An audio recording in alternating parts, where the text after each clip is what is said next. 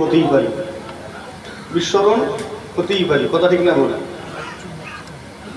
যেহেতু একটা জান্নাতের বাগানে এসে বসেছি, এখানে খেয়াল রাখবো এই জায়গাটা কায়েম করা হয়েছে আমার নবী পাক সাল্লাল্লাহু আলাইহি ওয়াসাল্লামের প্রতি দুরূদ শরীফ, কালেমা শরীফ এগুলো তেলাওয়াতের জন্য। আর এখানে এসেছি যখন উচ্চ আওয়াজে তেলাওয়াত করব। কিছু কিছু জায়গা আছে সেখানে আপনি উচ্চ আওয়াজে তেলাওয়াত করতে চাইলেও পারবেন না, মসজিদে ফতোয়া পড়ে যাবে। নামাজ চলাকালীন আপনি দরুদ শরীফ তেলাওয়াত করতে পারবেন উচ্চ আওয়াজে, কোরআন শরীফও তেলাওয়াত করতে পারবেন না, ফতোয়া পড়ে যাবে। বাড়িতে আছেন রাত 2টো বাজে, হঠাৎ করে যদি এখন 12টা বাজে বাড়িতে উচ্চ আওয়াজে তেলাওয়াত করেন, অন্যান্য মানুষ যারা আছে বাড়িতে সদস্য তারা বলবে কি হলো রে বাবু, ট্যাপা ট্যাপা হয়ে গেল নাকি। কিন্তু এই জায়গাটা কায়েম করা হয়েছে উচ্চ আওয়াজে তেলাওয়াত করার জন্য। এখানে আমি আপনি যদি উচ্চ আওয়াজে তেলাওয়াত করি, কেউ আমাদের ফতোয়াও দেবে না, কেউ খ্যাপা পাগল বলবেও না। অতএব নির্দ্বিধায় এখানে তেলাওয়াত করতে পারি, কথা ঠিক না বল। তো তেলাওয়াতের মতো তেলাওয়াত করব। দরুদ শরীফ অনেক রকমের আছে।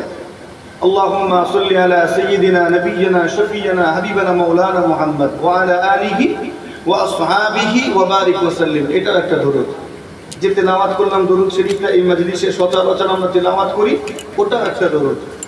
আবার নামাজে তেলাওয়াত করি দরুদ শরীফ, দরুদে ইব্রাহিম। اللهم صل على محمد وعلى آل محمد كما صليت على إبراهيم وعلى آل إبراهيم إنك حميد مجيد। এটাও তো দরুদ। যতগুলো দরুদ রয়েছে সবচেয়ে সংক্ষেপিত দরুদ হলো সাল্লাল্লাহু আলাইহি ওয়াসাল্লাম। একবার জোরে হয় না সুবহানাল্লাহ। এটা সবচেয়ে সংক্ষেপিত দরুদ। যখন কোনো ইমানদার আমার নবী পাক সাল্লাল্লাহু আলাইহি ওয়াসাল্লামের নাম উচ্চারণ করে অথবা শোনে, যখন কেউ আমার নবী পাকের নাম উচ্চারণ করে অথবা শোনে, তার উপরে ওয়াজিব হয়ে যায় আমার নবী পাকের প্রতি দরুদ শরীফ তেলাওয়াত করাটা। যখনই আমার নবীর নাম শুনবেন বা আপনি উচ্চারণ করবেন, দরুদ শরীফ পড়াটা আপনার উপরে কি হয়, ওয়াজিব হয়ে যায়। একই মজলিসে একাধিকবার শুনেছেন, সেখানে একবার তেলাওয়াত করেছেন, হকটা আদি হয়ে যাবে। কিন্তু আমরা তাসাউফপন্থী মানুষ, পীরানে তরিকাতের হুজুর কেবলাদের সহবতের মানুষ, আমরা বেশি বেশি করে দরুদ ও সালাম পেশ করা মানুষ, তো আমরা পেশ করব, কথা ঠিক না বল। দরুদ শরীফ আল্লাহ নবী ঘোষণা দিলেন, মান সাল্লা আলাইয়া আলফা মাররাতিন বুশরা বিল জান্নাহ ক্বাবলা মাউতি। দুনিয়ার কোন ইমানদার আমার নবীকে ভালোবেসে দৈনন্দিন যখন 1000 বার করে দরুদ শরীফ তেলাওয়াত করে, আল্লাহ নবী ঘোষণা দিলেন বুশরা বিল জান্নাহ ক্বাবলা মাউতি, তার মওতের পূর্বে তার কাছে জান্নাতের সুসংবাদটা পৌঁছে দাও। জোরে হয় না সুবহানাল্লাহ। তো মওতের পূর্বে দুনিয়াতে হায়াতে থাকা অবস্থায় জান্নাতের খুশখবরি কার জন্য? যে 1000 বার করে দরুদ শরীফটা তেলাওয়াত করে। আমাদেরকে বেশি বেশি তেলাওয়াত করতে হবে। অনেক লম্বা দরুদ শরীফ হয়তো অসুবিধা মনে হচ্ছে, আমরা সাল্লাল্লাহু আলাইহি ওয়াসাল্লাম এটা তেলাওয়াত করি, 1000 বার তেলাওয়াত করলেও তো হবে, কথা ঠিক না বলে। আপনার আমার পীর আলা হযরত জুলফিকার আলী সিদ্দিকী ছোট হুজুর পীর কেবলা রাহমাতুল্লাহ আলাইহি গত রাত্রিতে দরবার শরীফে হুজুর কেবলার ওয়াফাত দিবস পালন হলো। 21শে আশ্বিন দরবার শরীফে হুজুর কেবলার বাৎসরিক ওয়াফাত দিবস সওয়াব রেসানির মাহফিল কায়েম হয়, এবছরেও হয়েছে। তো সেই ছোট হুজুর কেবলা রাহমাতুল্লাহ আলাইহি, যার লকব ছিল আশিকে রসুল, অর্থাৎ রসুলের আশিক, একবার জোরে হয় না সুবহানাল্লাহ। তো যিনি রসুলের আশিক হবেন, তিনি রসুল সাল্লাল্লাহু আলাইহি ওয়াসাল্লামের প্রতি বেশি বেশি দরুদ শরীফ তেলাওয়াত করবেন না করবেন না? সব সময় চলতে ফিরতে উঠতে বসতে হুজুর কিবলা আমার নবী পাকের মুহাব্বতে একটা দরুদ শরীফ তেলাওয়াত করতেন, অনেক দরুদ শরীফ পাঠ করতেন।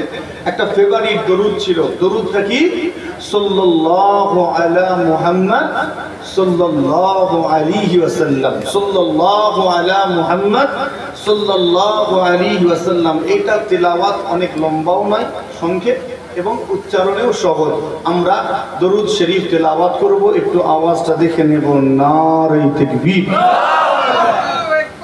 আওয়াজ নেই, নারে তাকবীর, আরো উচ্চ আওয়াজে হবে নারে তাকবীর।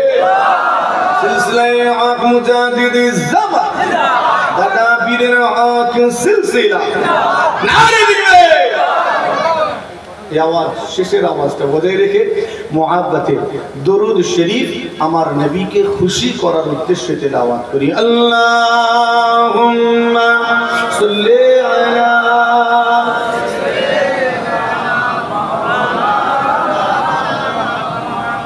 ওয়া আলা আলি সাইয়্যিদিনা সৃষ্টির শ্রেষ্ঠ তুমি মুহাম্মদ রাসূল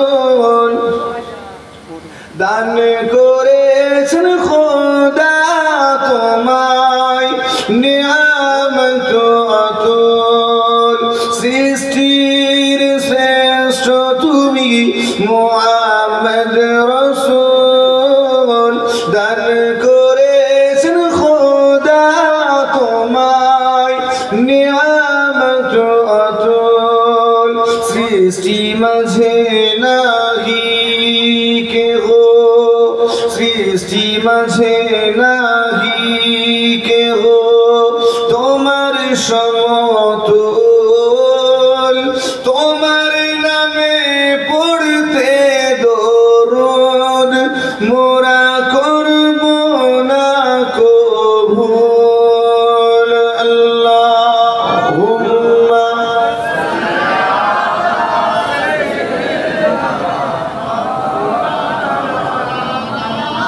ওয়া আলা আলি সাইয়্যিদিনা বলো লা ইলাহা ইল্লাল্লাহ লা ইলাহা ইল্লাল্লাহ মুহাম্মাদুর রাসূলুল্লাহ হাসবি রাব্বি জাল্লাল্লাহ মা ফি কলবি নূর মুহাম্মদ সাল্লাল্লাহু লা ইলাহা ইল্লাল্লাহ লা ইলাহা ইল্লাল্লাহ মুহাম্মাদুর রাসূলুল্লাহ সাল্লাল্লাহু আলাইহি ওয়াসাল্লাম। উপস্থিত আমার দিনদরদি নেককার আল্লাহওয়ালা পরহেজগার মুমিন মুসলমান ভাইজানেরা মুরব্বিয়ানেরা জওয়ান যুবকেরা পর্দার অন্তরালে অবস্থিতা পর্দা নিশিনা মহিলা মা ও বোনেরা রব্বুল আলামিন আল্লাহ পাকের দরবারে শুকরিয়া যিনি আমাদের নসিবকে বড় করেছেন। আজ ক্ষণস্থায়ী বেহেশতের বাগান যে বাগানটি কায়েম করা হয়েছে দুইজনা ইমামের সওয়াব রেসানি উপলক্ষে, তাই তো নাকি? একজন মুফতি আজম আল্লাহ হযরত মির্জা হুজুর পীর কিবলা রাহমাতুল্লাহ আলাইহির হাতের মানুষ, যিনি এই গ্রামে দীর্ঘদিন ইমামতি করেছেন আমি যতটুকু শুনেছি।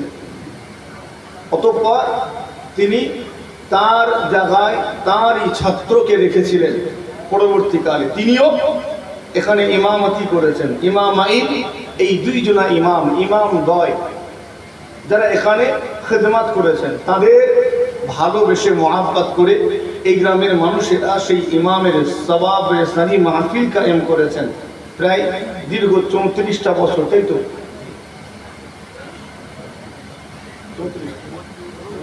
প্রায় 34টা বছর ধরে আল্লাহ এই মাহফিলকে কায়েম করাচ্ছেন, এবছরও কায়েম করিয়েছেন। সে মাহফিলে আমাদের জায়গা দিয়ে খুশ নসিব করেছেন। সকলে শুকরিয়া আদায় করি, উচ্চারণ করে আল্লাহর তারিফ করি, সকলে মিলে বলি আলহামদুলিল্লাহ, উচ্চারণ করে বলি আলহামদুলিল্লাহ। অদম গুনাহগার হাজির হয়েছি আপনার দাদা পীরের আওলাদ হিসাবে। খুব সংক্ষেপে দুটো আলোচনা। জলসা মাহফিল হয়, আমরা সেই মাহফিলগুলোতে যাই, নিজেদের জীবনের সবচেয়ে মূল্যবান সম্পদ সময়টাকে আমরা খরচ করি। মনে রাখবেন, এই ধরনের মাহফিলে এসে আমরা আমাদের যে মূল্যবান সম্পদটা খরচ করি এটা কিন্তু বেকার যায় না, আমাদের উপকারে আসে। দুনিয়াবি জিন্দগিতেও উপকার বয়ে আনে, আখিরাতি জিন্দগিতেও এই মাহফিল আমাদের জন্য ফায়দা বয়ে আনে। একবার জোরে হয় না সুবহানাল্লাহ। আমরা সওয়াব রেসানি করি আমাদের মুরব্বী আত্মীয় ইমানদার কবরবাসীদের, যারা আল্লাহ পাকের ডাকে সাড়া দিয়েছেন, তাদের রূহের মাগফিরাতের উদ্দেশ্যে সওয়াব পাঠায়।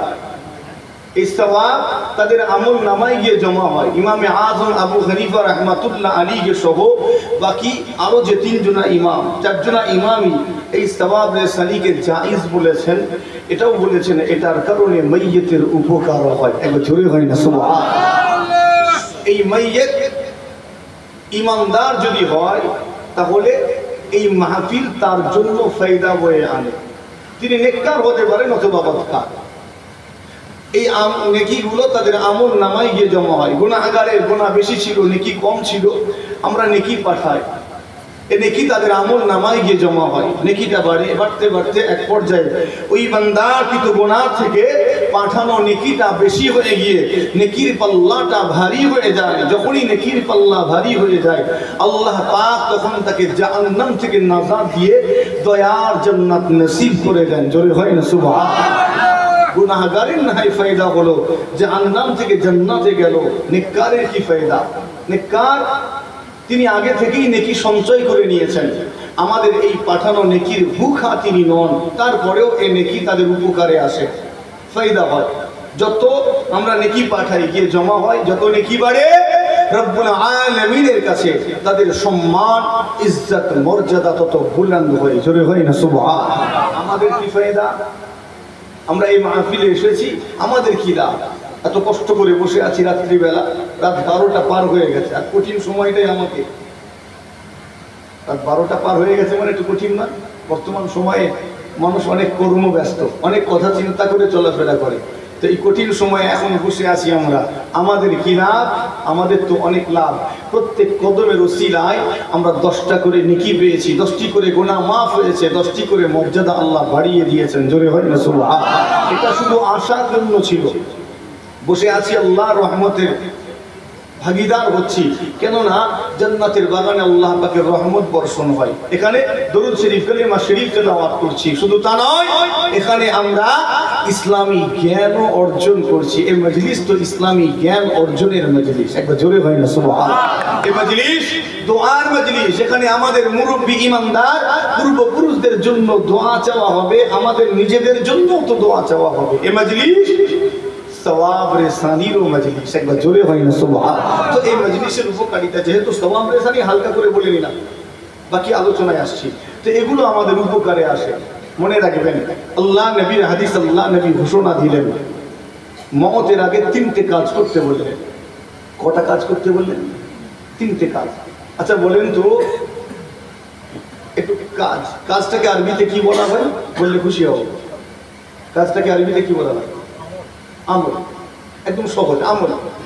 আমল শব্দের অর্থ হলো কাজ। আর এই কাজটাকে 2 ভাগে ভাগ করা হয়েছে। কয় ভাগে? সহজ বাংলায় বলি একদম, কাজটাকে 2 ভাগে ভাগ করা হয়েছে। একটা হলো ভালো কাজ আর একটা খারাপ কাজ। ভালো কাজটাকে কোরআন শরীফের ভাষায় আল্লাহ বলেছেন আমালান সালেহ, সৎ আমল, ভালো কাজ, নেক কাজ। আর খারাপ কাজটাকে আল্লাহ কোরআন শরীফের ভাষায় বলেছেন আমালি সাইয়্যাত বা আমালি শয়তান, শয়তানের আমল, খারাপ কাজ, বদ কাজ। এখন আপনাকে জিজ্ঞেস করি, বলুন তো আপনি ঠিক কোন কাজটা করবেন? ভালো কাজ করবেন নাকি খারাপ কাজ করবেন? এই 2-4জন জবাব দেবেন, বাকিগুলো চুপ করে থাকবেন। ভালো কাজ করবেন, ঠিক বলছেন তো? একটু পরে ওটা ধরবো, কি কি ভালো কাজ করেছেন না করেছেন একটু পরে অবশ্যই ধরবো। আচ্ছা এখন জিজ্ঞেস করি, বলেন তো আপনি বললেন আমি ভালো কাজ করব, কিন্তু আপনি এই ভালো কাজটা কেন করবেন? জি একটু বলছিলেন মনে হয়, ভালো কাজ কেন করবেন? আপনি তো খারাপ কাজ করতে পারতেন। আল্লাহ আল্লাহ রাসূলের মুহাব্বতে মাশাআল্লাহ জবাব বেশ ঠিকই আছে। ভালো কাজ কেন করব? এজন্যই ভালো কাজটা করব, কেননা আল্লাহ পাক ভালো কাজটাকে পছন্দ করেন। একবার জোরে হয় না সুবহানাল্লাহ। আচ্ছা যদি আল্লাহ খারাপ কাজ পছন্দ করতেন তাহলে আপনি কি করতেন একটু বলেন? সিম্পল ওয়াজ শুনবেন না একটু কিছু বুঝবেন? যদি বলেন না সিম্পল ওয়াজ শুনবো ও আমি পারি, তেড়ে তেড়ে ঘটনা বলবো, জান খুশি হয়ে যাবে। যদি বলেন একটু বুঝতেও চাই তাহলে আসতে হবে। আল্লাহ পাক ভালো কাজ পছন্দ করেন, তাই ভালো কাজ করব। যদি খারাপ কাজটাকে পছন্দ করতেন তাহলে আপনি কি করতেন জানি না, আমি খারাপ কাজটাই করতাম। কেননা আমার উদ্দেশ্য হলো আমার মালিককে খুশি করা। তিনি যে কাজে খুশি আমি সেই কাজটাই করব। তিনি খারাপ কাজে খুশি হলে খারাপ কাজ করব, তিনি ভালো কাজে খুশি হলে ভালো কাজটা করব। আচ্ছা বলেন তো, কোনো মানুষের জান নেওয়া মানে হত্যা করাটা ভালো কাজ না খারাপ কাজ? খারাপ কাজ, একদম খারাপ কাজ। তাই যদি হয় তাহলে বিচার ব্যবস্থার মাধ্যমে যখন ফাঁসির রায় দেওয়া হয় তখন তো বলেন না যে এটা খারাপ কাজ, বলেন না কেন? একটা মানুষের জান চলে যাচ্ছে,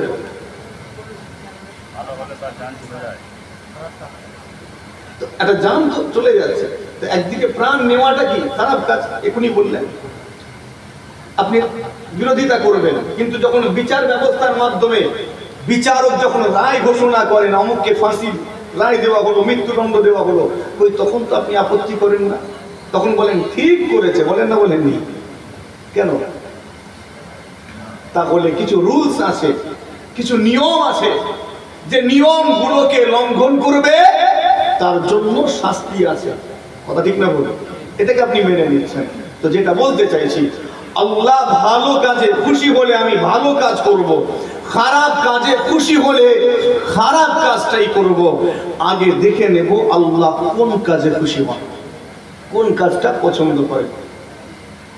বিচারের দিনে রব্বুল আলামিন আপনাকে আমাকে প্রশ্ন করবেন, সওয়াল করবেন, সবার জানা আছে।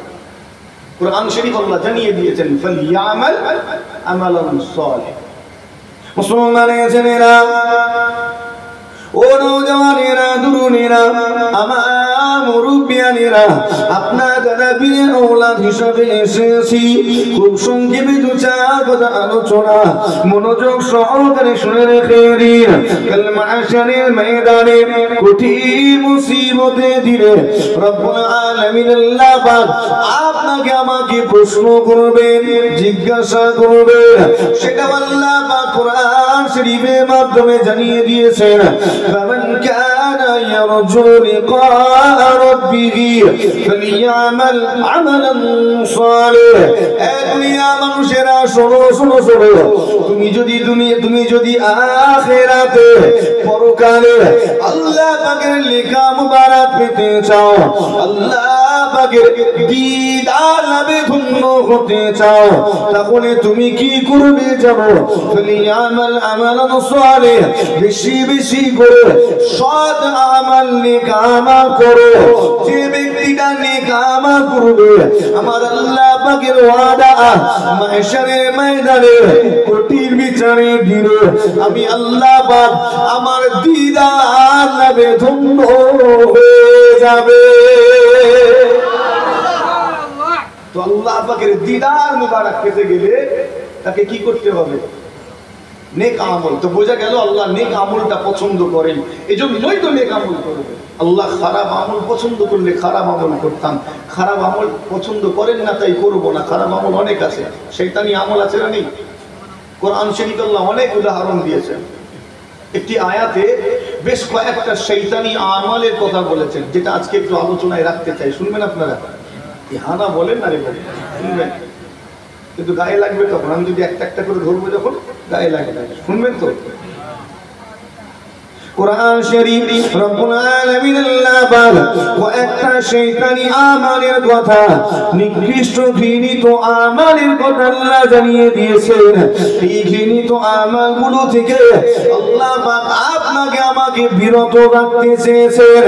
আল্লাহ পাক ঘোষণা দিয়েছেন, ইয়া আইয়ুহাল্লাযীনা আমানু ইন্নামাল খামরু ওয়াল মাইসিরু ওয়াল আনসাবু ওয়াল আযলাম রিজসুম মিন عمل الشيطان فاجتنبوه لعلكم تفلحون। الله রাব্বুল আলামিন এখানে চারটি শয়তানি আমালের কথা উল্লেখ করেছেন। ওই আমালগুলো কি জানেন? আল্লাহ পাক আপনাকে আমাকে নিষেধ করে দিলেন, ইয়া আইয়ুহাল্লাযীনা আমানু, ঈমানদার বান্দা বান্দীগণেরা, ইন্নামাল খামর, তোমরা মদ্যপান করো না, মদ্যপান করো না, ওয়াল মাইসির, জুয়া খেলো না, সাট্টা খেলো না, পাশা খেলো না, ওয়াল আনসাব, তোমরা বুত পূজা করো না, মূর্তি পূজা করো না, ওয়াল আযলামু রিজসুম মিন আমালিশ শাইতান, আর তোমরা ভাগ্য নির্ধারক তীরকে ব্যবহার করো না, অর্থাৎ তোমরা লটারি কেটো না, কেননা এগুলো হলো রিজসুম মিন আমালিশ শাইতান, শয়তানের ঘৃণিত আমাল, নিকৃষ্ট কাজ। অতঃপর আল্লাহ পাক আপনাকে আমাকে সতর্ক করে দিলেন, ফাজতানিবুহু লাআল্লাকুম তুফলিহুন। জগতের মানুষেরা, ও দুনিয়া মানুষেরা, এই সমস্ত শয়তানি আমালগুলো থেকে নিজেকে দূরে রাখো, বিরত রাখো, লাআল্লাকুম তুফলিহুন। যদি তুমি পরকালের পরীক্ষায় পাস করতে চাও, যদি তুমি আখিরাতে নাজাত লাভের আশা করো, তাহলে এই সমস্ত শয়তানি আমালগুলো থেকে নিজেকে বিরত রাখো।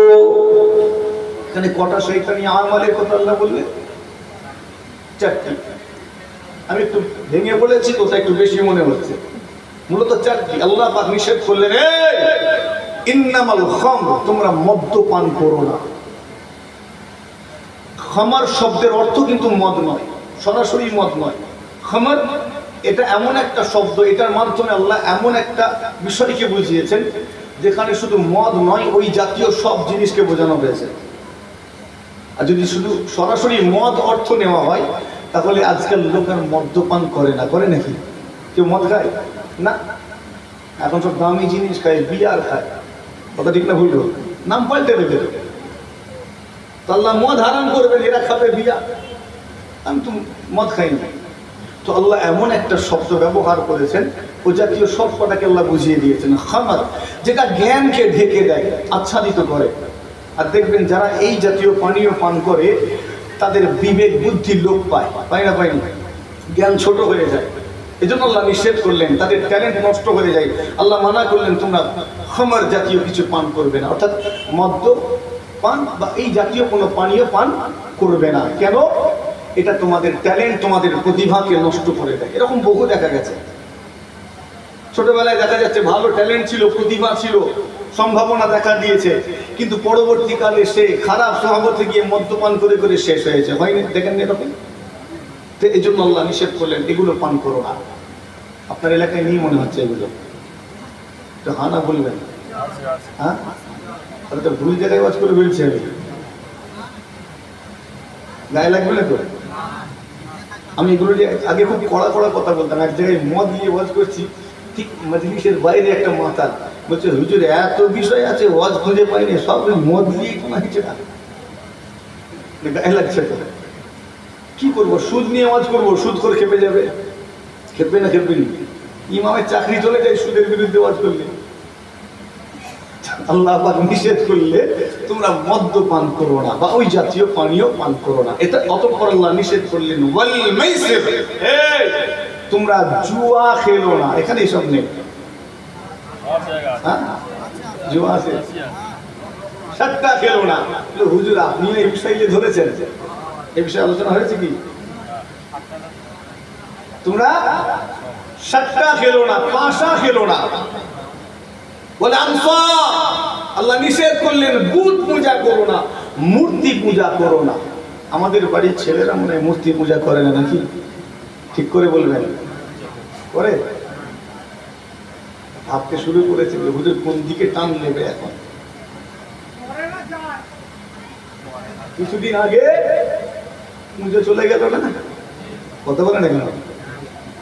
আমাদের ছেলেরা যায় না, সব মুসলমানের বাড়ির ছেলে, এরা সব মোটর সাইকেল করে করে যায় না। আবার এরা গিয়ে ফিতেও কাটে না। কিছু কিছু জায়গায় দলবদ্ধ ভাবে সব গেছে, গিয়ে উদ্বোধনও করছে।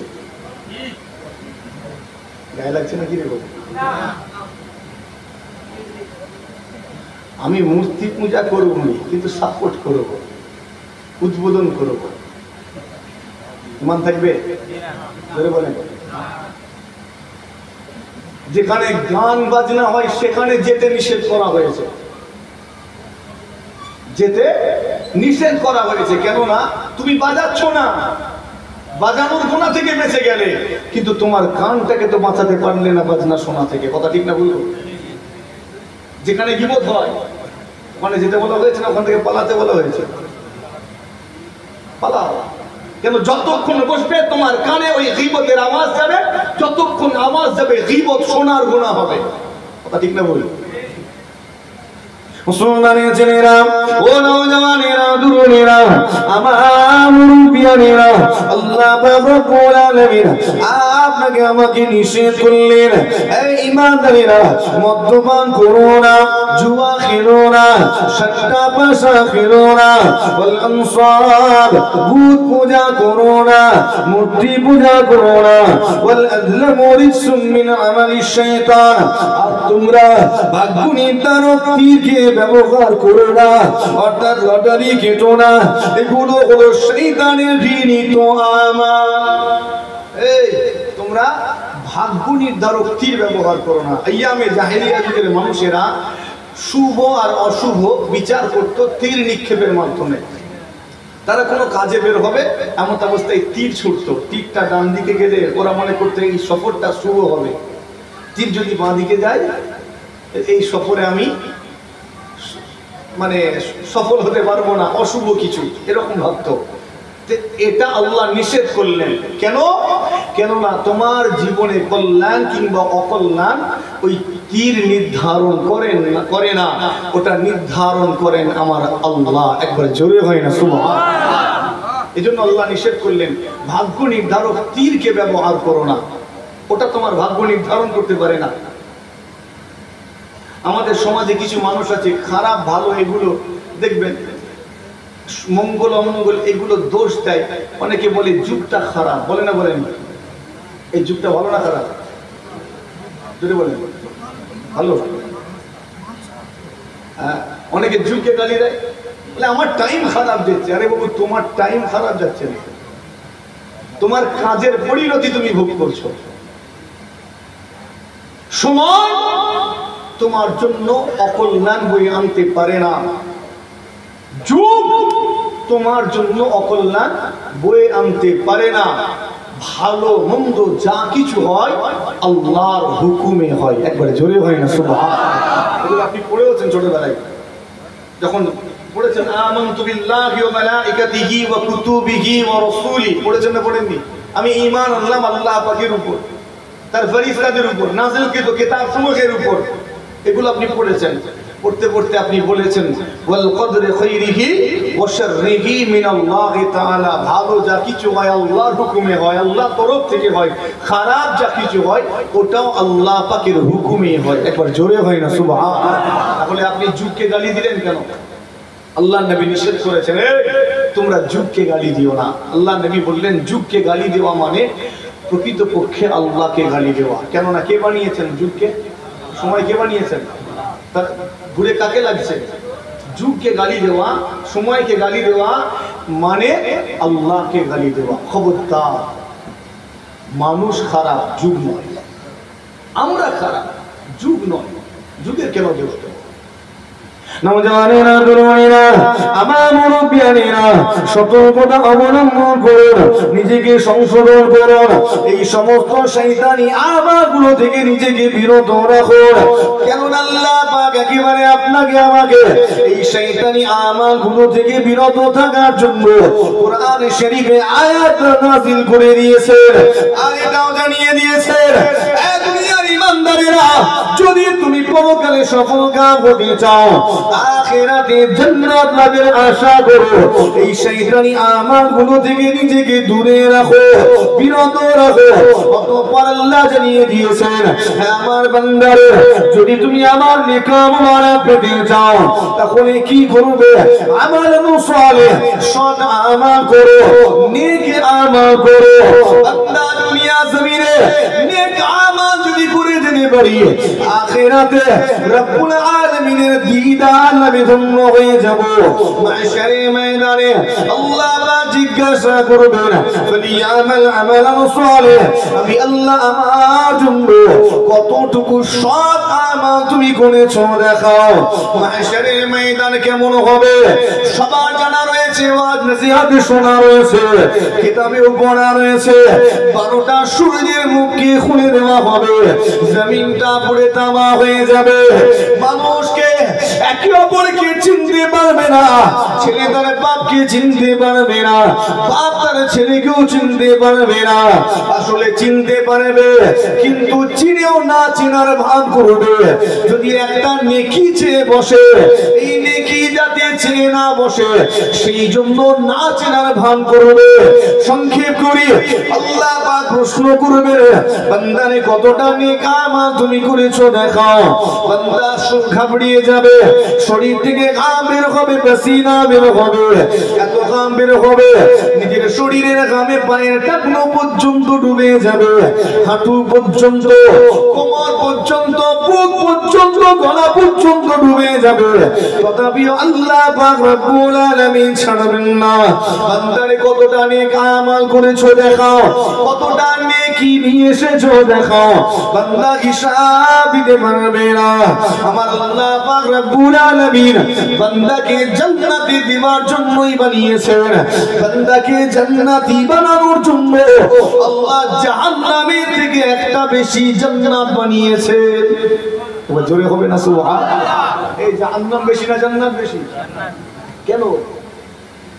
আল্লাহ আমাদেরকে জান্নাতে দিতে চান, এজন্য একটা জান্নাত আল্লাহ বেশি বানিয়েছেন। একবার জোরে হয় না সুবহানাল্লাহ। আল্লাহ আমাদের মাফ করতে চান, মাফ করতে চান, জান্নাতে দিতে চান বলেই তওবার অপশনটা দিয়েছেন। কথা ঠিক না বলবো? তওবাটা আল্লাহ কেন দিয়েছেন? আমি নামাজ ছেড়ে দিয়েছি, আমার পরিণতি কি জাহান্নাম? কথা ঠিক না বল? এই কেউ যদি নামাজ ছেড়ে দেয় সে জান্নাতে যাবে না জাহান্নামে যাবে? কথা বলে না কেন? এখন আবার জাহান্নামী বললেও তো গায়ে লেগে যাবে। আমাকে কেউ জাহান্নামী যদি বলে আমি অনুতপ্ত হব। কথা ঠিক না বল? কাঁদবো আল্লাহর কাছে, আল্লাহ আমাকে মাফ করে দাও, আমি অনেক গুনাহ করেছি, দুনিয়ার মানুষগুলোও জেনে গেছে আমি গুনাহ করেছি, দুনিয়ার মানুষগুলোও জেনে গেছে, এরা আমাকে বলছে জাহান্নামী, আল্লাহ তুমি আমাকে মাফ করো, ক্ষমা করো। কথা ঠিক না ভুলবো? ইমানদার কখনো সিনাজুরি করে না, ইমানদার বুক ফুলিয়ে চলে না।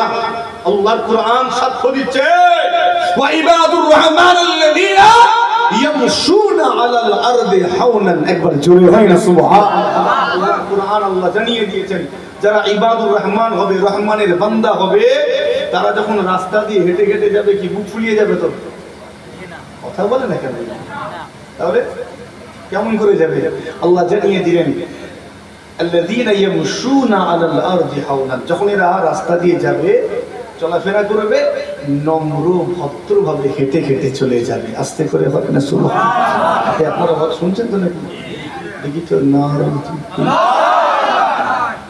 কি ব্যাপারে হঠাৎ করে এত চাঙ্গা হয়ে গেলেন কেন? তো আমাদের চাল চলনে নম্রতা থাকবে, ভদ্রতা থাকবে। আমার কোনো ভুল আপনার নজরে ধরা পড়েছে, আপনি আমাকে যদি বলে দেন, তাহলে আমার উচিত ভুলটাকে সংশোধন করা। কথা ঠিক না বলে? নাকি আপনার মুখের উপরে তর্ক করা? না, আপনি আমার ভুল ধরিয়ে দিয়েছেন, আপনি আমার বন্ধু, আপনি আমার বন্ধু। দোয়া চাইব আল্লাহর কাছে, আল্লাহ যিনি আমার ভুলটা ধরিয়ে দিয়েছেন সংশোধনের জন্য, আল্লাহ তাকে আপনি জান্নাতি করুন। একবার জোরে হয় না সুবহানাল্লাহ? আমরা ঠিক বলছি না ভুলবো? আমাদের এগুলো বুঝতে হবে। আমরা অ্যাকচুয়াল সিরাতুল মুস্তাকিম থেকে সরে যাচ্ছি, তো সরে যাচ্ছি, এই জন্য আমাদের আচরণ পাল্টে যাচ্ছে, আমাদের বেশভূষা, আমাদের কথাবার্তা পাল্টে যাচ্ছে। নওজওয়ানেরা, তরুণেরা, আমার মুরব্বিয়ানেরা, জিহা খেয়াল করে শুনে রেখে দিন, রব্বুল আলামিন আল্লাহ পাক বিচারের দিনে আপনাকে আমাকে জিজ্ঞাসা করবেন কতটা নেক আমল করেছো দেখাও। বান্দা হিসাব দিতে পারবে না। আল্লাহ পাক বান্দাকে জান্নাতে দিতে চান, এজন্য আল্লাহ পাক বলবেন, আমার বান্দারে তুমি কি দুনিয়া জমিনে কখনো আমি আল্লাহ আমাকে একটিবারের জন্য সিজদা করেছিলে? আমার বান্দারে যদি তুমি দুনিয়া জমিনে আমি আল্লাহ আমাকে একটিবারের জন্য সিজদা করে থাকো, আমার সম্মুখে সিজদাটা পেশ করো, আমি আল্লাহ তোমার ওই একটি মাত্র সিজদাকে কবুল করে নিয়ে আমার দয়া জান্নাত নসিব করে দেব। ও নওজওয়ানেরা, যে আসরে রেখে দিন সমস্ত আসরবাসী বলবে আল্লাহ দুনিয়া জমিনে আপনাকে সিজদা করেছি, আপনাকে রুকু করেছি, আপনার নামাজটা আদায় করেছি। আল্লাহ বলবেন কেমন নামাজ আদায় করেছো, কেমন সিজদা করেছো আমি আল্লাহ দেখতে চাই। আজকে মাহশারে ময়দানে আমি আল্লাহ আমাকে একটি সিজদা করে দেখাও। সঙ্গে সঙ্গে বান্দাগণ সিজদায় যাওয়ার চেষ্টা করবে। কিছু বান্দা দাঁড়াদাঁড়ি করে আল্লাহকে সিজদা করে দেখিয়ে দেবে। আমার আল্লাহ পাক তাদের উপরে খুশি হয়ে যাবেন। আল্লাহ পাক তাদের উপরে খুশি হয়ে গিয়ে ওই সিজদাকারী বান্দাগুলোকে দয়ার জান্নাত নসিব করে দিবেন। আর কিছু বান্দা বারবার করে সিজদায় যাওয়ার চেষ্টা করবে, কিন্তু প্রত্যেকবারে তারা ব্যর্থ হবে, সামনের দিকে ঝুঁকতে পারবে না, তাদের পিঠের রগগুলো শিরাগুলো টেনে ধরবে, খেঁচে ধরবে। আল্লাহ পাক জিজ্ঞাসা করবেন বান্দা কি ব্যাপার, সিজদা করেছো বলে দাবি করেছো অথচ সিজদা দিতে পারো না কেন? বান্দা অনেক বাহানা বানাবে, আল্লাহ দুনিয়া জমিনে আপনাকে সিজদা করেছিলাম, আজ কেন হয় না জানি না। ও মুসলমানের ছেলেরা শুনে রেখে দিন, কিন্তু আমার আল্লাহ পাক সব জানেন। বান্দা জান্নাতে যাবে কিনা জাহান্নামে যাবে আমার আল্লাহ এটাও কিন্তু জানেন। জানেন না জানেন? আমরা জান্নাতি না জাহান্নামী এটা আল্লাহ জানেন না জানেন? হ্যাঁ, কলম লেখা হয়ে গেছে, কলম উঠিয়ে নেওয়া হয়েছে, কালি শুকিয়ে গেছে, কে জান্নাতি কে জাহান্নামী সব নির্ধারণ হয়ে গেছে। দুনিয়ায় এসেছি ওই স্ক্রিপ্ট অনুযায়ী একটুখানি কাজ করছি। কি অনুযায়ী বললাম? হ্যাঁ, লেখা হয়ে গেছে, ওই লেখা অনুযায়ী এক ধরনের সেই শুটিং বুঝেন তো, ভালোই বুঝবেন ওগুলো, তো ওই শুটিংটা করছি আর কি। যে কিরদার দেওয়া হয়েছে ওই কিরদার আমরা আদায় করছি, এটাই।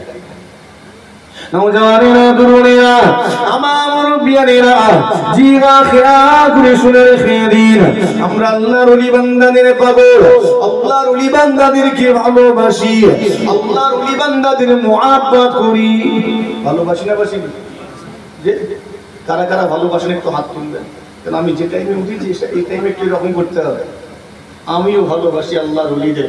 আল্লাহ আমাদের ভালোবাসাকে কবুল করুন, বলি আল্লাহুম্মা আমিন। মাশাআল্লাহ। এটা প্রশ্ন করবো?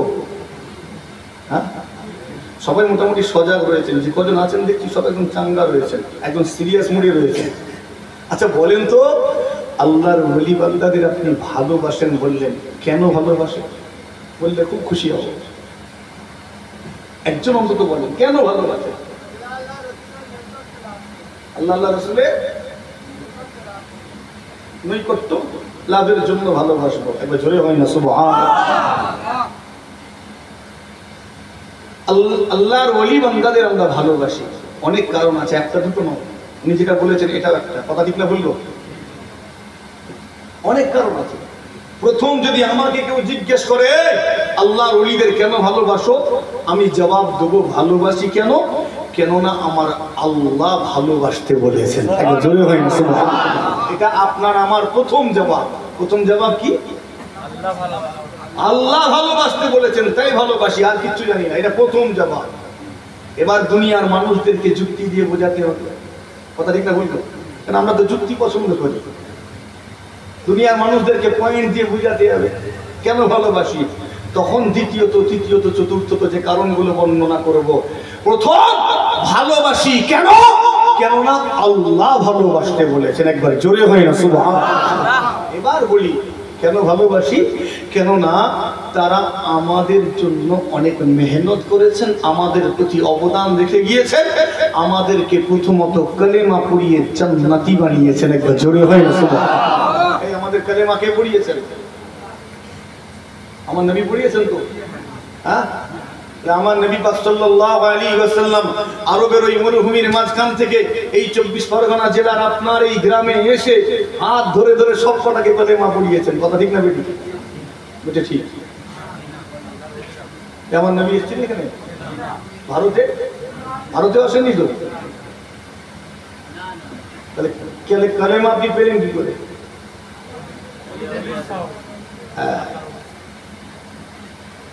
এখানে সাহাবা হুজুর কোন আসেনি, এসেছেন আরো অনেক জায়গায়। ভারতবর্ষে নবী পাক সাল্লাল্লাহু আলাইহি ওয়াসাল্লামের সাহাবা হুজুর কোন এসেছেন, চীনের জমিনে আছেন সাদ ইবনে আবি ওয়াক্কাস রাদিয়াল্লাহু তাআলা আনহু। আমার ভারতবর্ষেও কেরালার জমিনে কিছু সাহাবা হুজুর শুয়ে আছে। তো যাই হোক, এই জায়গায় তো কোনো সাহাবা হুজুরও আসেননি, তাবেঈন হুজুরও আসেননি। তো এখানে ইসলাম এলো কি করে? মানুষগুলো কালেমা পড়লো কি করে? কারা পড়ালেন? আল্লাহর ওলি বান্দা গণেরা। একবার জোরে হয় না সুবহানাল্লাহ। আপনি মনে মনে ভাবতেন হঠাৎ করে এই দিকটা কেন এলাম? অবশ্যই কারণ আছে, কারণ ছাড়া আসেনি। আল্লাহর ওলিদেরকে ভালোবাসি, তারা আমাদের কালেমা পড়িয়েছেন।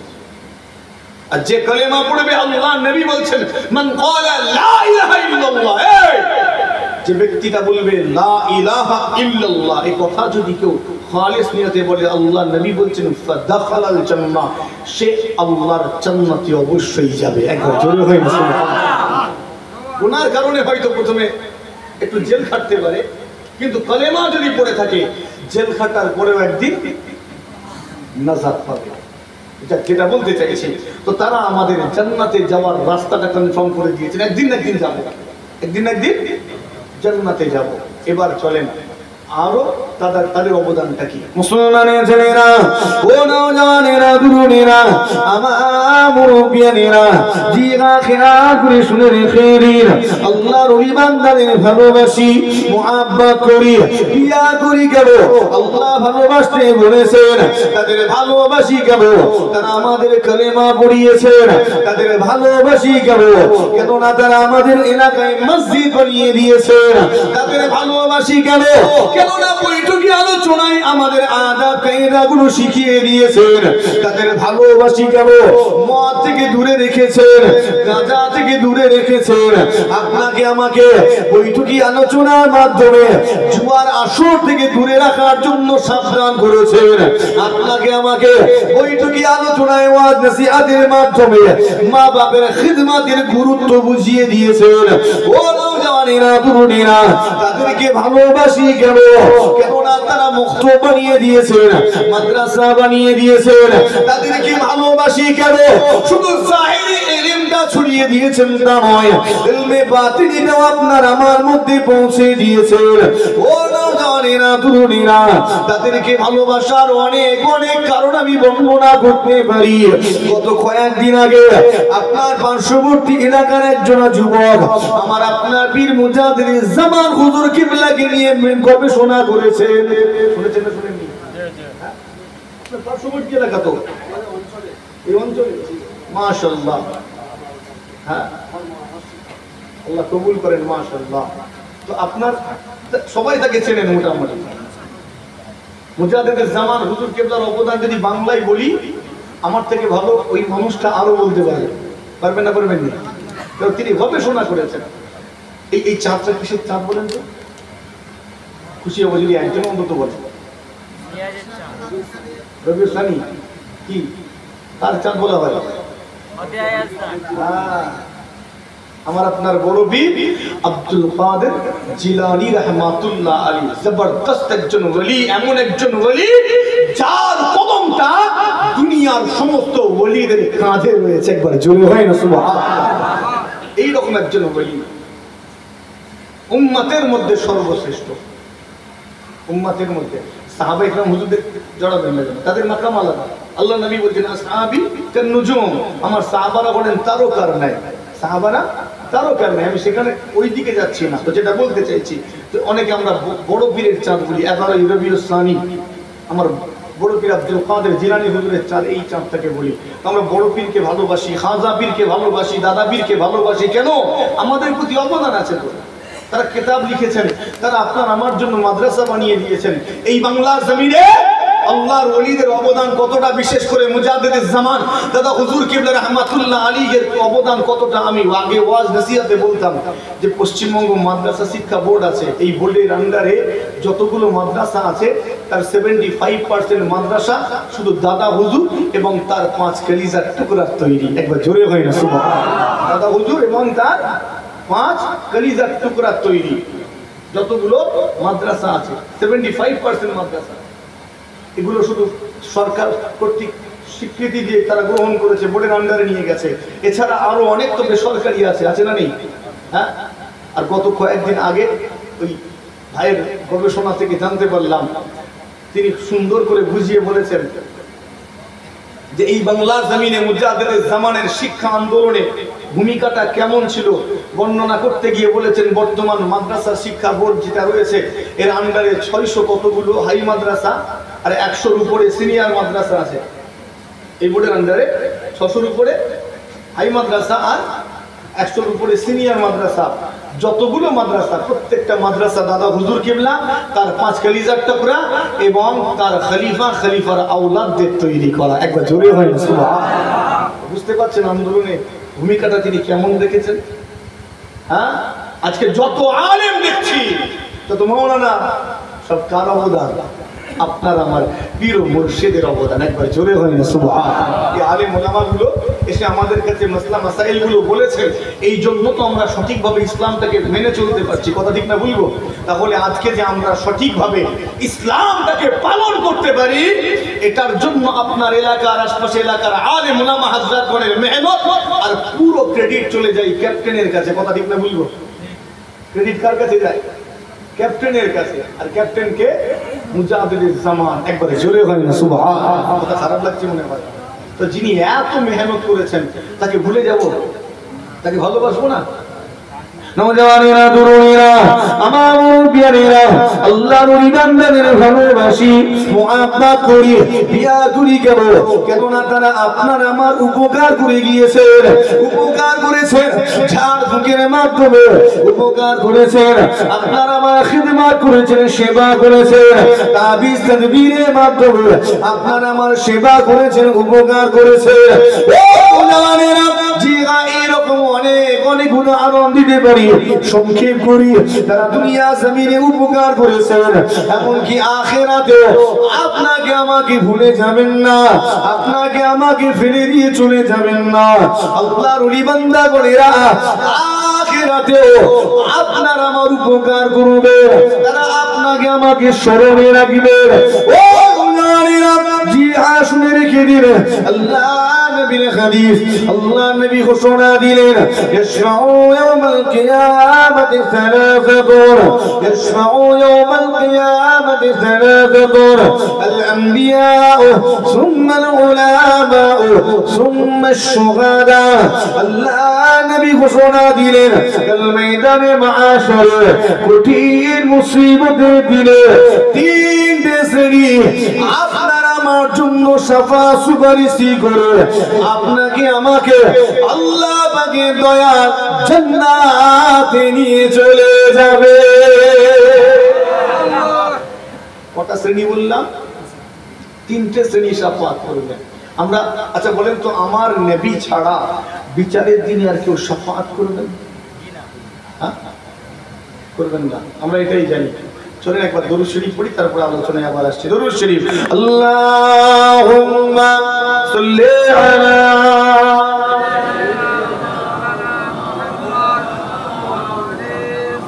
ওয়া আলা আলি সাইয়্যিদিনা وبرحمن ذلك سسئل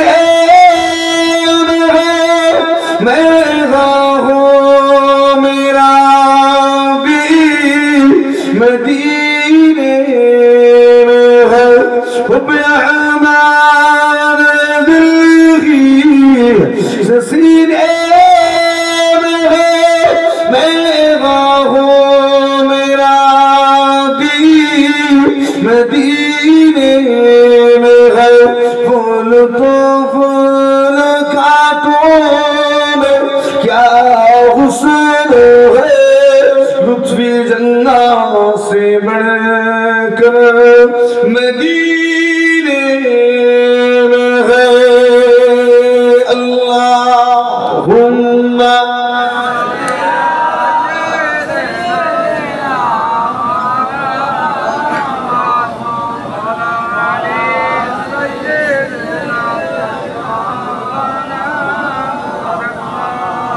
আমার দিনদারিরা নিকর আল্লাহ ওয়ালা পরহেজগার মুমিন মুসলমান কি জানেন আমার মুরব্বিয়ানেরা আলোচনা করতে করতে 1 ঘন্টা হয়ে গেছে আপনাদের অসুবিধা হচ্ছে না কি মনে হচ্ছে টাইমটা তাড়াতাড়ি পার হয়ে গেলে ভালো হয় নাকি হ্যাঁ আর তো হবে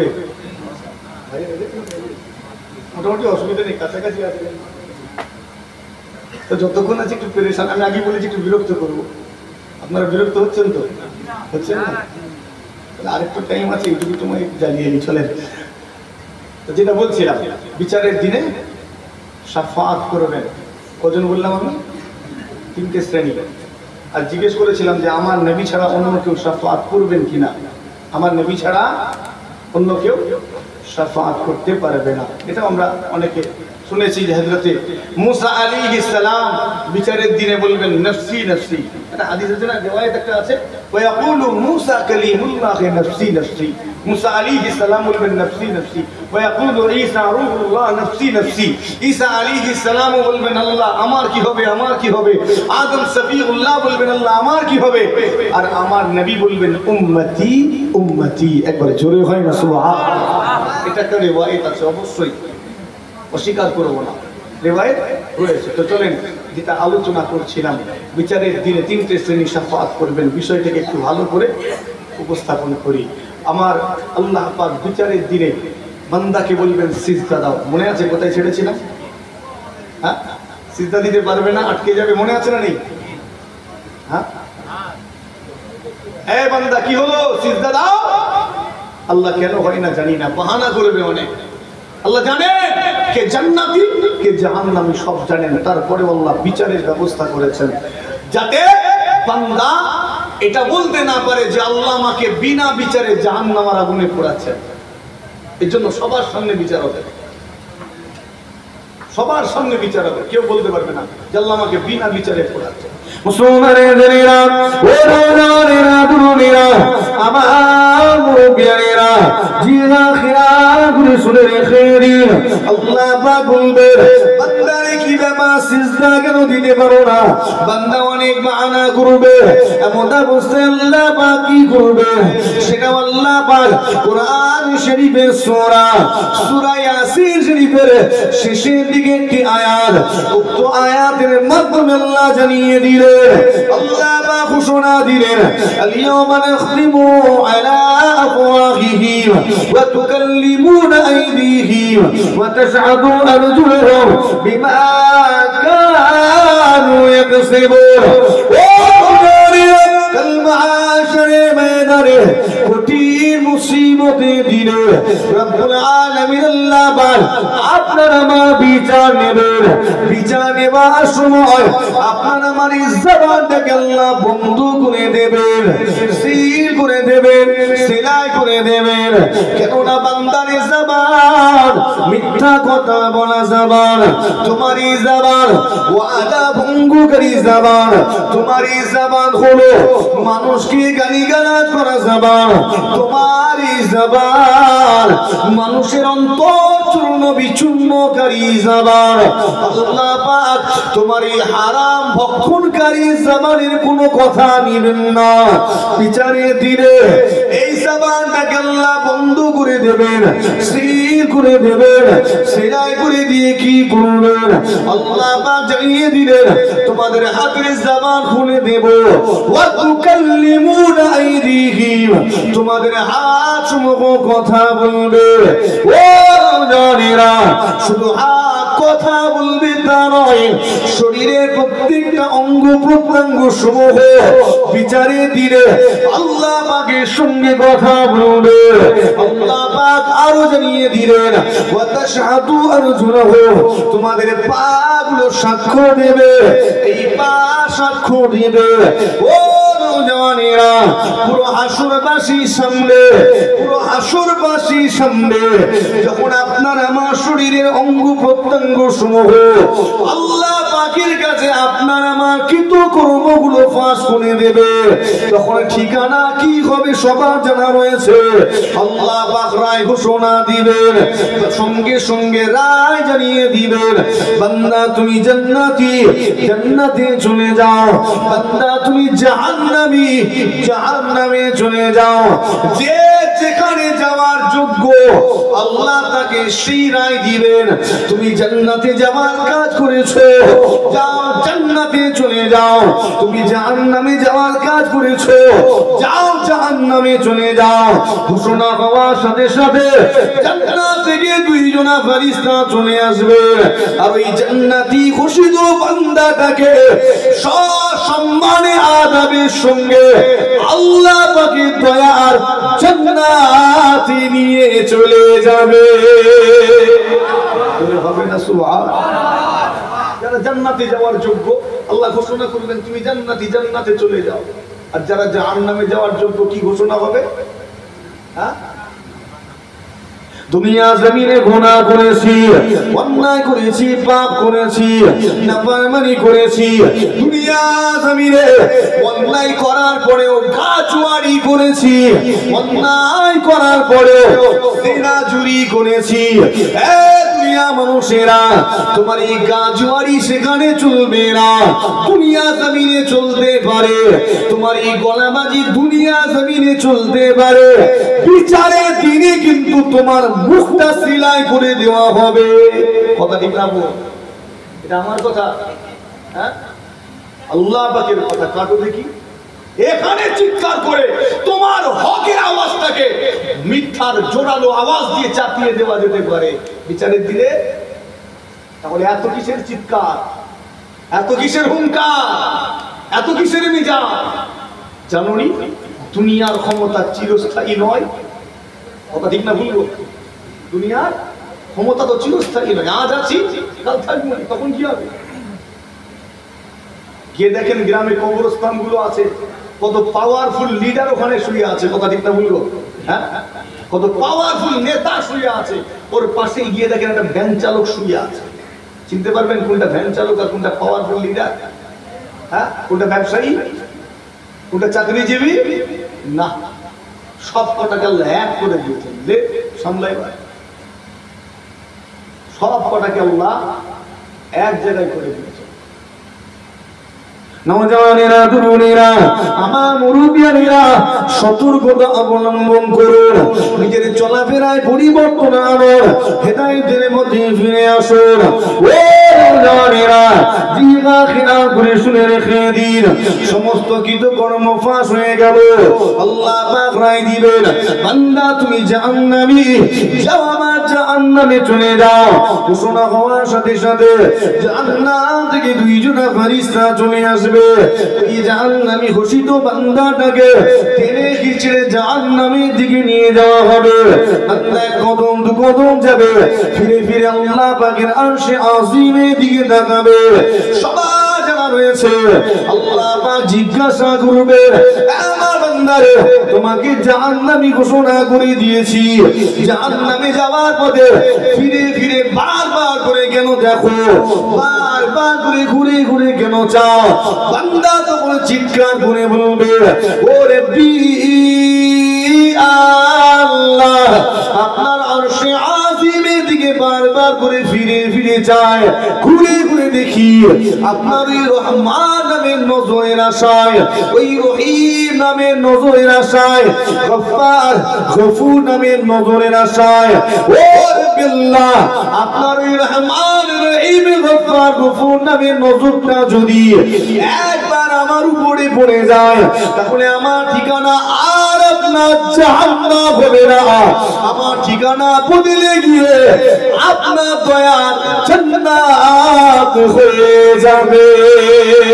আমার আল্লাহ পাক বলবেন, আমার বান্দারে আমার রহমান নামের উপরে এত বিশ্বাস, রহিম নামের উপরে এত আস্থা, গফফার গফুর নামের উপরে এত ইয়াকিন, যা যা চলে যা, আমি আল্লাহ তোর এই বিশ্বাসের খাতিরে সমস্ত গুনাহ খাতাগুলিকে মাফ করে দিলাম। আমার আল্লাহ ওই বান্দাকে মাফ করে দিবেন, ওই বান্দাটাকে জান্নাত নসিব করে দিবেন। তবে মনে রাখবেন, সবাই কিন্তু এই রকম সৌভাগ্যবান হবে না। মাশারের ময়দানে অনেক অনেক মানুষ থাকবে, কিছু মানুষ এই রকম সৌভাগ্যবান হয়ে যাবে, কিন্তু এখনো অনেক মানুষ রয়েছে যাদেরকে জাহান্নামী ঘোষণা করা হয়েছে, কিন্তু তাদের ঈমান রয়েছে, তাদের মধ্যে বিশ্বাস রয়েছে। এই মানুষগুলোর কি অবস্থা হবে? এই মানুষগুলো কেন জাহান্নামী জানেন? কেননা এই মানুষগুলো নামাজ আদায় করেনি, রোজা রাখেনি, তাসবিহ তিলাওয়াত করেনি, জিকির আজকার করেনি, এই জন্য গুনার কারণে জাহান্নামী। ও নওজওয়ানেরা, এই মানুষগুলোর কি হবে? এই মানুষগুলোকে আপনাকে আমাকে যখন টেনে টেনে জাহান্নামের দিকে নিয়ে যাওয়া হবে, এমন অবস্থায় দেখতে পেয়ে যাব আমার বড় পীর আব্দুল কাদের জিলানী আল্লাহ পাকের জান্নাতে চলে যাচ্ছেন। দেখতে পেয়ে যাব আমার গরিবে নওয়াজ মাইনুদ্দিন চিশতি আজমেরি আল্লাহ পাকের জান্নাতে চলে যাচ্ছে। দেখতে পেয়ে যাব আপনার আমার পীর মুজাদ্দিদিস জামান আবু বকর সিদ্দিকী ফুরফুরাবি আল্লাহ পাকের জান্নাতে চলে যাচ্ছে। সঙ্গে সঙ্গে ছুটে ছুটে তাদের সম্মুখে গিয়ে হাজির হব। ও আমার বড় পীর, ও আমার খাজা পীর, ও আমার দাদা পীর, আপনি কি আমাকে চিনতে পারছেন? হুজুর, আপনি কি আমাকে চিনতে পারছেন? আমি আপনার একজন নগণ্য মুরিদ, দুনিয়া জমিনে আপনার কাছে হাত দিয়ে বায়াত হয়েছিলাম, মুরিদ হয়েছিলাম, আপনার সিলসিলাভুক্ত ছিলাম। হুজুর, আপনি যখন আমাদের গ্রামে আসতেন, আপনার সম্মুখে বসে বসে ওয়াজ নসিহত শুনতাম। হুজুর, আপনার ওলাদেরা আমাদের গ্রামে যখন আসতেন, তাদের খিদমত করতাম, তাদের ওয়াজ নসিহত বড় মনোযোগের সঙ্গে শুনতাম। হুজুর, আজকে দিনে আপনি জান্নাতি হয়ে গিয়েছেন আর আমি গুনাহর কারণে জাহান্নামী। হুজুর, আপনি জান্নাতি, আমি আপনার মুরিদ, আমি জাহান্নামী। হুজুর, আজকে দিনে আমাদের জন্য একটু আল্লাহ পাকের কাছে ফরিয়াদ করুন। ছুটে যাবো না, যাবো না? কথা বলে। এখন আমি কিন্তু ওই হাদিসের ব্যাখ্যা করিনি, হালকা বুঝতে পেরে গেছেন অনেকে। আল্লাহ নবীর হাদিস, নবী আমার জানিয়ে দিলেন, মাহশারে ময়দানে কঠিন মুসিবতের দিনে তিনটে শ্রেণী শাফাআত করবেন। এই তিনটে শ্রেণী কারা কারা? আল্লাহ নবী জানিয়ে দিলেন, আল আম্বিয়া সুম্মাল উলামা সুম্মাশ শুহাদা। প্রথম নম্বরে আমার নবী ঘোষণা দিলেন, আল আম্বিয়া, নবীগণেরা, নবীগণেরা, তামাম আম্বিয়া আলাইহিমুস সালাম, হুজুরগণেরা বিচারের দিনে আপনার আমার জন্য শাফাআত সুপারিশ করে আপনাকে আমাকে আল্লাহ পাকের দয়া আর জান্নাতে নিয়ে চলে যাবে। হবে না? সুবহানাল্লাহ। আর বললাম প্রথম নাম্বার নবীগণেরা। এখানে একজন নবী নয়, শুধু আমার নবী নয়, সমস্ত নবীগণ শাফাআত করবেন। একবারে জোরে হয় না সুবহানাল্লাহ। এটা ক্লিয়ার হলো। দ্বিতীয় নাম্বার, আল্লাহ নবী ঘোষণা দিলেন সুম্মান উলামা। দ্বিতীয় নম্বরে কি বললেন? সুম্মান উলামা।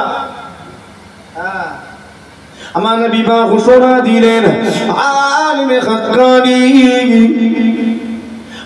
আলিমে হাক্কানি, আল্লাহর ওলি বান্দাগণেরা মাহশারে ময়দানে আপনার আমার জন্য শাফাআত সুপারিশ করে আপনাকে আমাকে আল্লাহ পাকের দয়ার জান্নাতে নিয়ে চলে যাবে।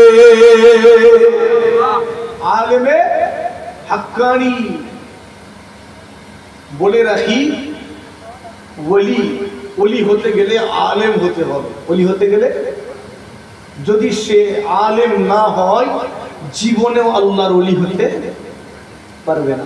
যতই মেহনত করুক, যতই নামাজ পড়ুক, রোজা রাখুক, হজ করুক, যাকাত দিক, জিকির করুক, আবেদ হবে। কি হবে? আবেদ হতে পারবে, ওলি হতে পারবে না। ওলি হওয়ার জন্য শর্ত হলো তোমাকে আলেম হতে হবে। একবার জোরে হয় না সুবহানাল্লাহ। তার মানে পৃথিবীর জমিনে যত আল্লাহর ওলি আছেন তারা সব তো সাধারণ মানুষ নাকি? তারা কি? প্রত্যেকেই আলেম। কিন্তু আলেম ছাড়া ওলি হতে পারবে? এগুলো কিতাবের কথা বলছি আমি, কোনো মানে আমার নিজের মন গড়া কথা নয়। শর্ত এটা, তোমাকে আলেম হতে হবে। এখন একজন খুব আমল করতো, ইন্তেকাল হয়ে গেছে, সবাই বানিয়ে দিল ওলি। জি না, হতে পারবে না। সব আপনি ধরা পড়ে যাবেন মিথ্যা প্রচারের জন্য, আপনি ধরা পড়ে যাবেন। আপনাকে এর জন্য আল্লাহ ধরবেন, এই তাকে আলেম হতে হবে। আপনার আমার পীর মুর্শিদ হুজুর কিবলা গণেরা ওলি ছিলেন না ছিলেননি? কথা বলেন তো। ওলি হতে গেলে আলেম হতে হবে। আপনার আমার পীর আলা হযরত ছোট হুজুর কিবলা রাহমাতুল্লাহ আলাইহি, আমি বলছিলাম যে হুজুর কিবলার ওফাত দিবস হয়ে গেল। দুনিয়ার এই সমস্ত মানে মাদ্রাসার যে ডিগ্রিগুলো টাইটেল পাস, এই ডিগ্রি হুজুর কিবলা ছিল না, জানেন কি? ছোট হুজুর কিবলা রাহমাতুল্লাহ আলাইহি টাইটেল পাস ডিগ্রি খুঁজবেন, পাবেন না। তা বলে কি আলেম নন? হুজুর কিবলা যখন ওয়াজ নসিহত করতেন, বুখারী, মুসলিম, আবু দাউদ, তিরমিজি, নাসাই, ইবনে মাজাহ সহ অন্যান্য হাদিস গ্রন্থ থেকে অনর্গল হাদিস পেশ করে সেখান থেকে আলোচনা করতেন। একবার জোরে হয় না সুবহানাল্লাহ। তাহলে বোঝা গেল তিনি একজন হাক্কানি আলেম ছিলেন। আলেম না হলে বুখারী পড়বে কি করে? মুসলিম, আবু দাউদ, তিরমিজি, নাসাই, ইবনে মাজাহ এগুলো পড়বেন কি করে? তো মানুষকেই বা বোঝাবেন কি করে? কথা ঠিক না ভুল গো? তিনি আল্লাহর একজন আলেম ছিলেন, হাক্কানি আলেম। দুনিয়া জমিনে যত বলি সব হাক্কানি আলেম। বুখারী শরীফের হাদিস, আল্লাহ নবী বলছেন, আলেম হাক্কানি গণেরা যদি আল্লাহর ওলি হতে না পারে তাহলে দুনিয়ার অন্য কেউ আর ওলি হতে পারবে না। অর্থাৎ বোঝা গেল আলেম হাক্কানি গণেরাই আল্লাহর ওলি বান্দা। একবার জোরে হয় না সুবহানাল্লাহ। মুফতি আজম মির্জা হুজুর পীর কিবলা রাহমাতুল্লাহ আলাইহি একটা ডায়লগ ছিল। এক একটা হুজুর কিবলা এক এক মেজাজের ছিলেন, এক একটা হুজুর কিবলা এক এক মেজাজের ছিলেন। তো মুফতি আজম হুজুর কিবলার একটা ডায়লগ ছিল, আমার কাছে সাধারণ মানুষকে ধরে নিয়ে আসবি, আমি আবু জাফর তাকে আলেম বানিয়ে দেবো। একবার জোরে হয় না সুবহানাল্লাহ। এটা হুজুর কিবলার ডায়লগ ছিল না? হ্যাঁ, এক একটা হুজুর কিবলার এক একটা মেজাজ। নওয়া হুজুর কিবলা রাহমাতুল্লাহ আলাইহি বলতেন, हम तो देने के लिए तैयार है लेकिन कोई लेने वाला नहीं। যারা হুজুর কিবলার ওয়াজ শুনেছেন জিজ্ঞেস করবেন মুরব্বী মানুষদেরকে, হুজুর কিবলা এইভাবে বলতেন।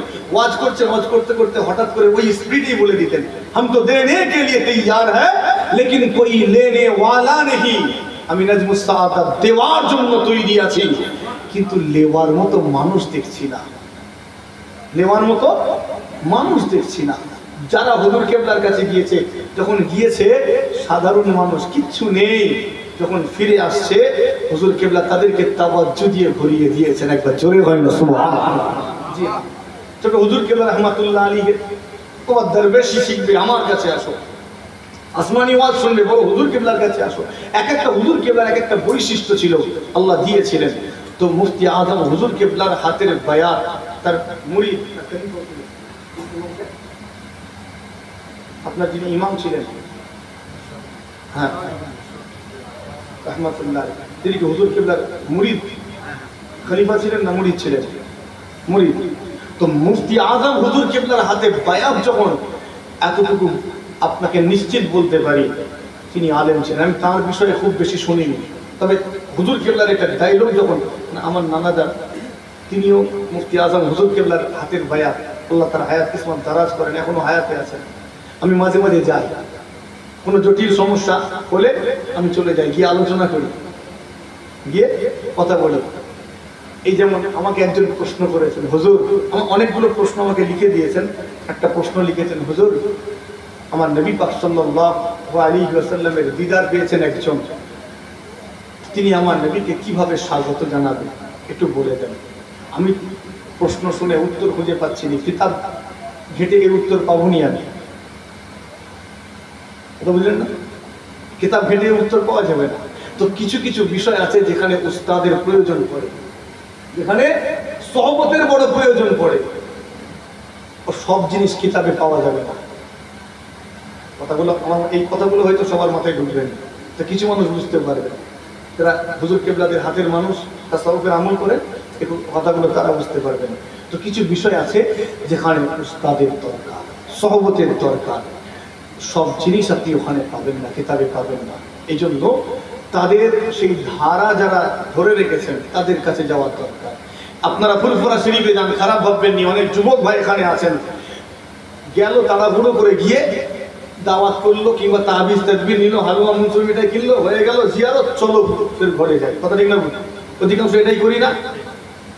ফুরফুরা শরীফের জন্ম, এই যে কটা কাজ আপনি করলেন এগুলোর একটার জন্য ফুরফুরা শরীফের জন্ম হয়নি।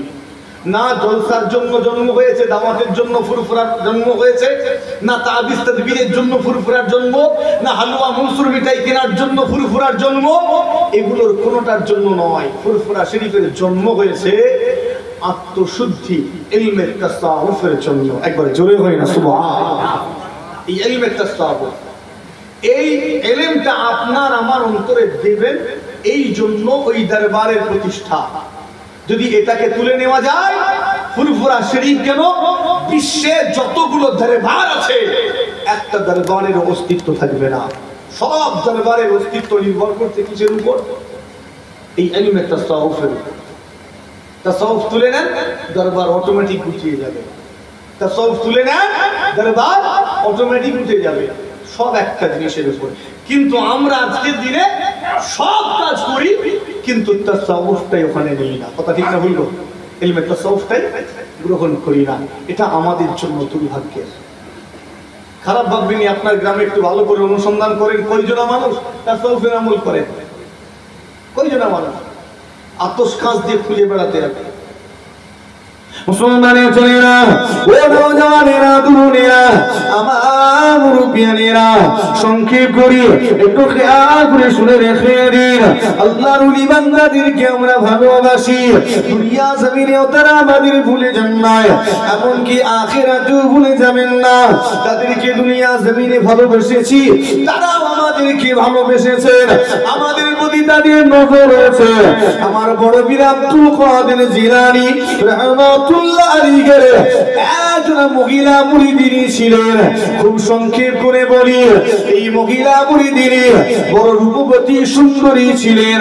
আপনার আমার বড় পীরের দরবারে যেতেন, হুজুর কিবলার কাছ থেকে ইলমে তাসাউফের সবক গ্রহণ করতেন, সেই সবক নিয়ে বাড়িতে ফিরে আসতেন, আবার মাস করে নিয়ে মেয়াদ পূর্ণ হলে আবারও সেই পীরের দরবারে চলে যেতেন, নতুন সবক গ্রহণ করতেন, আবার ফিরে এসে সেই সবক মাস করতেন। ঠিক যেমনটা আজকের দিনে আপনার গ্রামের ওই তাসাউফপন্থী মানুষগুলো যেমনটা সবক গ্রহণ করে আমল করে থাকেন। ও জানেরা, আমার মুরব্বিয়ানেরা শুনে রেখে দিন, ওই মহিলা মুরিদিনী আমার বড় পীরের হাতে বায়াত হয়েছেন। আমার বড় পীরের দরবারে যান, সবক গ্রহণ করে বাড়িতে ফিরে আসেন। ওই মুরিদিনীটাকে একটা বখাটের যুবক ফলো করত, তার বদ নজর পড়েছিল এই মহিলা মুরিদিনীর উপরে, ও নজরে তাকাতো, তার নিজের স্বার্থ চরিতার্থ করার নেশায় ঘুরে বেড়াতো। ও জানেরা, এক তারিখে এই মহিলা মুরিদিনীটা আমার বড় পীরের দরবার থেকে সবক নিয়েছেন। সেই দিন একটু দেরি হয়ে গিয়েছে, একটু সময় বেশি চলে গিয়েছে, বেলা পার হয়ে গিয়েছে। মহিলা সবক নেবার পরেতে যখন বাড়ির দিকে ফিরে আসছেন, একেবারে সন্ধ্যা হব হব অবস্থা। মহিলা মুরিদিনী তাড়াহুড়ো করে নিজের বাড়ির দিকে ফিরে আসছেন। শুনছেন তো আপনারা? আমার চিল্লানোটাই বেকার হচ্ছে? সব শুনছেন? আপনারাও তো ফুরফুরা শরীফে যান, সবক নিয়ে আসেন না? কিছু মানুষ, সবাই নয়, কিছু মানুষ। এই জন্যই কেন যায়, আমাদের প্রতি হুজুর কেবলাদের নজর আছে তো, খেয়াল আছে। 21, 22, 23 ফাল্গুন সালে সওয়াব গেল। হ্যাঁ, রমজান শরীফ পড়েছিল না? আমরা তো ভেবেছিলাম রমজান শরীফ পড়েছে বেশি মানুষ আসতে পারবে না, কেন অভুক্ত অবস্থায় হ্যাঁ, অভুক্ত অবস্থায় কি করে আসবে, পানাহার থেকে বিরত কি করে মানুষ আসবে? ও বাবা, যাকেই জিজ্ঞেস করি সেই বলে হুজুর আমি অবশ্যই যাব, আমি অবশ্যই যাব। কেন? হুজুর 21, 22, 23 ফাল্গুন ইসালে সাহেব এমনি সময় তো পেয়েছি, নসিবে হয়েছে, কিন্তু রমজান শরীফ মাসে তো কোনোদিন পাইনি। অনেক মুরব্বীরা পেয়েছেন, বয়োজ্যেষ্ঠ যারা তারা পেয়েছেন, যুবকগুলো তো পাইনি। হুজুর তো কোনোদিন পাইনি, এই নসিবে এসেছে, একটু যাব। আবার 3 বছর পরে চলে যাবে, পাবো কিনা গ্যারান্টি আছে? হ্যাঁ, ক বছর পরে আবার আসবে? 33-35 বছর পরে আবার ঘুরে আসবে। কতদিন লাস্টিং করবো কোনো গ্যারান্টি নেই। কালকে সকালে ঘুম থেকে উঠবো কিনা কোনো নিশ্চয়তা নেই, কোনো নিশ্চয়তা নেই। এজন্য আপনাকে আমাকে আমল করতে হবে এমন ভাবে যে এটাই আমার জীবনের শেষ মুহূর্ত, এটাই আমার জীবনের শেষ, এরপরে আমি নামাজ পড়তে আর পারবো না। এইভাবে নামাজ পড়তে হবে, অর্থাৎ পূর্ণ মনোযোগের সাথে। আল্লাহ তৌফিক দেন, বলি না আল্লাহুম্মা আমিন। তো সেই ইসালে সাহাবে এবারে রমজান শরীফ মাসের শেষের দিনে দেখলাম সব রেকর্ড ভেঙে দিয়েছে। কথা ঠিক না বললো? আপনারা অনেকে দেখেওছেন, সব রেকর্ড ভেঙে দিয়েছে। এমনি সময় জানালো হয় ইসালে সাহাবের শেষ দিনে আখেরি দোয়ায় মানুষ অংশগ্রহণ করার জন্য এত মানুষ গিয়েছেন, অতীতের সব রেকর্ড ভেঙে গেছে। এত ভিড়, এত চাপ, এই মানুষগুলো কেন যায়? হুজুর কেবলাদের দোয়া নেই, নেক নজর নেই। আপনারা আমার বড় বীরের ওই মহিলা মুরিদের কথা বলছি। জানেরা জিরা শুনে রেখে দিন, সেদিন সাবাক নিয়ে বাড়িতে ফিরছেন, বেলা গড়িয়ে গিয়েছে। মহিলা ফেরার পথে চিন্তায় পড়ে গিয়েছেন, কেননা ওই বকাটে যুবকরা রয়েছে। ও জানেরা, মহিলা তাড়াতাড়ি করে ফিরছেন, কিন্তু জঙ্গলের পাশ দিয়ে রাস্তা ধরে বাড়ি ফিরতে হবে। যখনই ওই জঙ্গলের পাশ এসে পৌঁছেছেন, ওই বকাটে যুবক, ওই বাজে যুবকটি মহিলাটিকে টেনে হিচড়ে জঙ্গলের দিকে নিয়ে চলে যাচ্ছে। মহিলা মুরিদিনীটা বারবার করে তার কাছ থেকে নিজেকে ছাড়ানোর চেষ্টা করেন, হাত ঝটকা মারেন, কোনো কিছুতেই পেরে ওঠেন না। কেননা তিনি একজন মহিলা, শারীরিক ভাবে পুরুষের চেয়ে অনেকটা দুর্বল, কিন্তু বারবার করে নিজেকে তার কবল থেকে মুক্ত করতে চান, ব্যর্থ হয়ে পড়েন। অবশেষে চিৎকার করেন, কে আছো আমাকে বাঁচাও, কে আছো আমাকে বাঁচাও, কে আছো এই যুবকের হাত থেকে আমাকে রক্ষা করো। ও জানেরা, সেই দিনে কোন সাহায্যকারী এই মহিলাটিকে সাহায্য করার জন্য এগিয়ে আসেনি। কেননা এই মহিলার চিৎকারের আওয়াজ কোন মানুষের কানে পৌঁছায়নি। একেবারে জঙ্গলের ভিতরে লোকালয় সুন্দর, জনমানব ঘির এই গভীর জঙ্গলে কোন মানুষ সেখানে নাই, সেখানে তার আওয়াজ শুনতে পায় না। মহিলা বারবার চিৎকার করে, কে আছো আমাকে বাঁচাও, কে আছো এই বকাটের যুবকের হাত থেকে আমাকে রক্ষা করো। ও জানেরা, ওই যুবকটি সেই সময় কি বলেছিল, ওরে আমার হাত থেকে আজকে দিনে তোকে কেউ বাঁচাতে পারবে না, কেউ রক্ষা করতে পারবে না। কেননা এই গভীর জঙ্গলে কোনো মানুষ যাতায়াত করে না। ও জানেরা, মহিলা বারবার করে চিৎকার করেন। যখন বারবার চিৎকার করার পরেও কোনো সাহায্যকারী সাহায্য করার জন্য আসে না। অবশেষে ওই মহিলাটি চিৎকার করেছিলেন, কি আওয়াজ দিয়েছিলেন? ওই মহিলা আওয়াজ দিয়ে বলতে লেগেছেন, ও আমার পীর, ও আমার মুর্শিদ, ও গাউসুল আযম,